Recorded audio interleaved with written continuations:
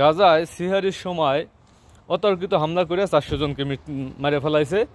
এরা যুদ্ধবিরতি কোনো কিছুই মানতেছে না, ইচ্ছা মতো করতেছে যেভাবে খুশি সেভাবে। তারা আগে দিনে মারতো, আগে বইলা কয়ে শুনে মারতো, এখন আর বলে টলে না, এখন দেদারসে মারে পাইকারি ধরে। যুদ্ধবিরতির কথা গিয়েও তারপর তারা মারে। আসলে আমরা সাধারণ জনগণ সবাই চাই, বা বাংলাদেশের মানুষ হিসাবে যারা আছি তারা সবাই চাই যাতে হামলা না হয়। কিন্তু আমরা আসলে কি চাই? আমরা কিন্তু আবার এটাও চাই যে মোদিকেও চাই, আবার ট্রাম্পকেও চাই, আবার জো বাইডেনকেও চাই।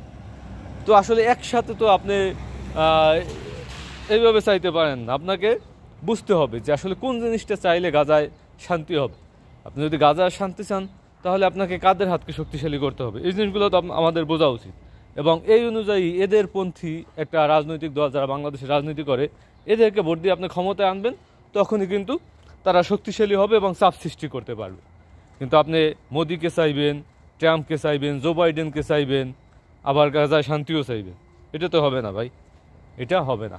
তো বাংলাদেশে মোটামুটি বড় যে দুইটা রাজনৈতিক দল, আওয়ামী লীগ এবং বিএনপি, এরা হয় মোদিপন্থী, না হয় ট্রাম্পপন্থী, না হয় বাইডেনপন্থী।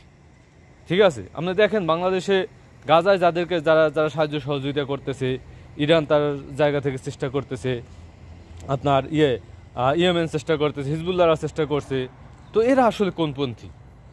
এরাই তো প্রকৃত যোদ্ধা। গাজাকে যতটুকু সাহায্য সহযোগিতা করা প্রয়োজন এরাই তো করছে, তাই না? তো এরা কোনপন্থী? এরা না ট্রাম্পপন্থী, না বাইডেনপন্থী, না মোদিপন্থী। তাহলে আপনি একসাথে শান্তিও চান, আবার মোদিকেও চান, ট্রাম্পকেও চান, বাইডেনকেও চান। এই গাজাখুরি চাওয়া এগুলো থেকে বেরিয়ে আসতে হবে। আমাদেরকে খুঁজে বের করতে হবে যে কাদের হাত শক্তিশালী করলে এদেরকে চাপ সৃষ্টি করা যাবে, বাংলাদেশে কারা ক্ষমতায় আসলে এদের প্রতি আপনার করা যাবে, চাপ সৃষ্টি করে তারপর আমাদের মুসলমানদের যে অধিকার, মুসলমানদের যে সম্মান, মুসলমানদের যে নিরাপত্তা, সেটা নিশ্চিত করা যাবে। এই জিনিসগুলো আসলে আমাদের ভাইবে চিন্তে দেখা উচিত। খালি ফেসবুকে 400 মাইরা দিছে, ফেসবুকে একটা স্ট্যাটাস দিলাম আর বলে দিলাম, আবার ওইদিকে মোদির যাইয়া পাও ধরলাম, মোদির কপালে যাইয়া সেদ্ধ করলাম, ট্রাম্পের পাও ধরলাম, বাইডেনের পাও ধরলাম, তাহলে দিন শেষ আসলে হচ্ছেটা কি? মানে আমরা কি চাই আমরা নিজেরাই জানি না।